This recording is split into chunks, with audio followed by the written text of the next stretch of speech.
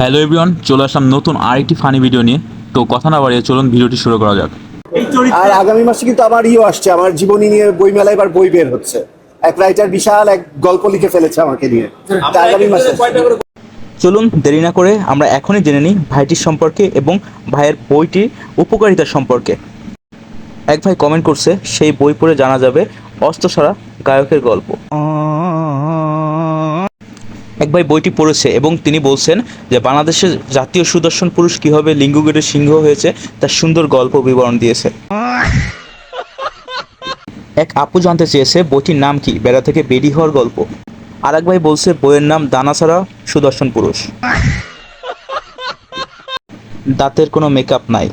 এক ভাই বলছে আল্লাহ বাঁচাইছে ভাই, লেখাপড়া করি নাই, পড়ালেখা করলে এইসব বই পড়া লাগতো। তোমার পাগল বান্দা, ওর মাথা নষ্ট। এমন আরও ফানি ভিডিও পেতে এখনই চ্যানেলটি সাবস্ক্রাইব করুন।